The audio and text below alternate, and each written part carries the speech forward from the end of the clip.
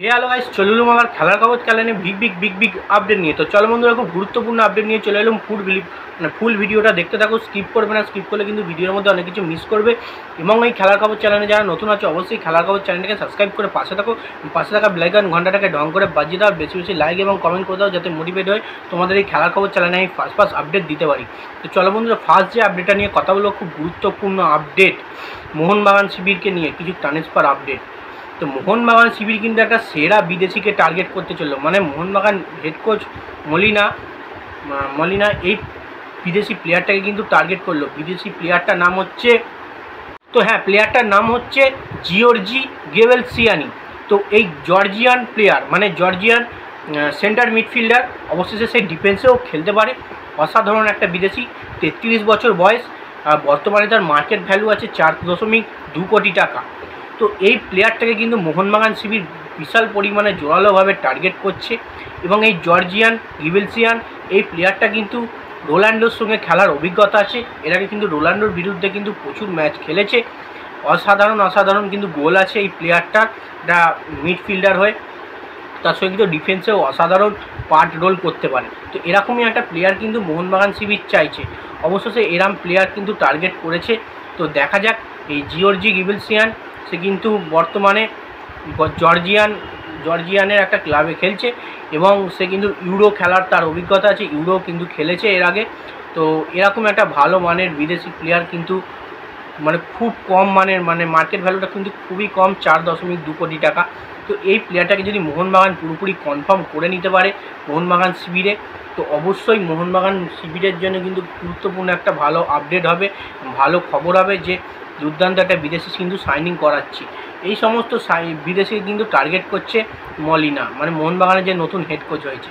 তো দেখা যাক জিওর্জি গিবেলসিয়ানিকে কতদিনে টার্গেট করতে পারে। এবং মার্কেট ভ্যালু মানে স্টার্ট হয়ে গেছে, মানে ট্রান্সফার মার্কেট। তো দেখা যাক ট্রান্সফার মার্কেটের মধ্যে এই প্লেয়ারটাকে কত দূর নিয়ে এগোতে পারে মোহনবাগান শিবির। তো নেক্সট যে আপডেটটা নিয়ে কথা বলবো, Kerala Blasters player Jackson Singh. তো জ্যাকসন সিংকে নিয়ে জানো আমরা মোহনবাগান শিবিরে কিন্তু বিশাল পরিমাণে টার্গেট করেছিল। তো মাঝখানে তাকে নিয়ে কিন্তু কথাবার্তা বন্ধ হয়ে গেছে এবং তাকে না নেওয়ারই কথাবার্তা চলছিল। এবং সেক্ষেত্রে এই জ্যাকসন সিংকে কিন্তু দেখে মানে মোহনবাগানের হেড কোচ জোসে মলিনা। তো জোসে মলিনা কিন্তু এই জ্যাকসন সিংকে দেখে বলে এই প্লেয়ারটাকে কিন্তু মোহনবাগান শিবিরে লাগবে। এই প্লেয়ারটা অসাধারণ একটা ডিফেন্সের প্লেয়ার, মিডফিল্ডের প্লেয়ার। তো এর আগে গ্ল্যান মার্টিন যে জায়গায় খেলে, গ্ল্যান মার্টিন সেরকম ভালো পারফরমেন্স দিতে পারেনি। ওর জায়গায় কিন্তু জ্যাকসন সিং যদি খেলে অসাধারণ একটা প্লেয়ার হবে এবং দুর্দান্ত একটা মানে মিডফিল্ডটাকে ডমিনেট করে রাখতে পারবে ইন্ডিয়ান প্লেয়ার হিসেবে।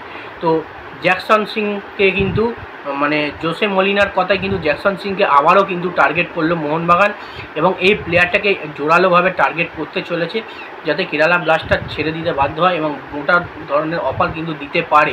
তো খুব শিগগিরই কিন্তু খবর আসবে। তো দেখা যাক এই জ্যাকসন সিংকে কতটা মোহনবাগান শিবির এগোতে পারে তার সঙ্গে কথাবার্তা। এবং এই প্লেয়ারটা কিন্তু দলে এলে কিন্তু মোহনবাগান দলের জন্যই কিন্তু ভালো হবে, কারণ মোহনবাগান দলের মিডফিল্ড কিন্তু আমরা বরাবর দেখেছি মিডফিল্ড ল্যাপস হয়েছে। মানে আইএসএলের সেমিফাইনাল বলো ফাইনাল ম্যাচেও কিন্তু আমরা দেখেছি মিডফিল্ড অনেকবার ল্যাপস হয়েছে।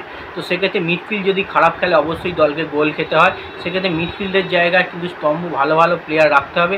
তো সেক্ষেত্রে গ্ল্যান মার্টিন, দীপক টাংরির মতো প্লেয়ার কিন্তু হবে না। তো সেক্ষেত্রে এই জ্যাকসন সিংকে কিন্তু অবশ্যই দলে নিয়ে আসবে, বড় ধরনের টার্গেট করছে। যেহেতু কোচ বলেছে, হেড কোচ একে প্লেয়ারটাকে লাগবে, কিন্তু মোহনবাগান শিবির কিন্তু জোরালোভাবেই টার্গেট করবে। কেরালা ব্লাস্টারের হাত থেকে কিন্তু ছিনিয়ে নিয়ে আসতে হবে।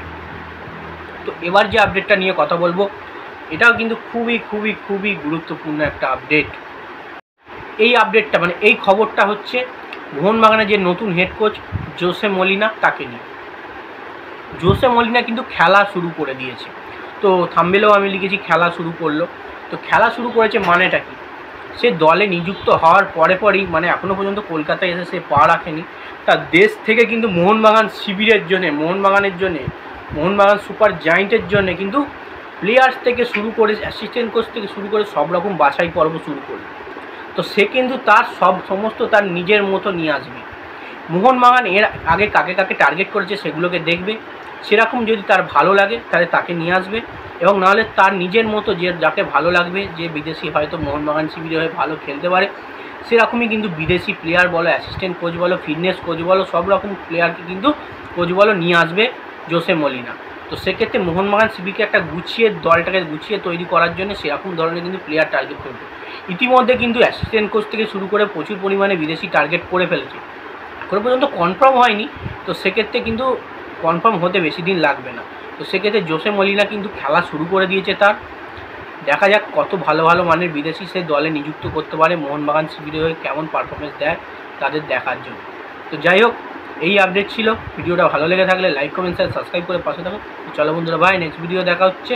2000 সাবস্ক্রাইব তাড়াতাড়ি করে দাও। Bye, tata.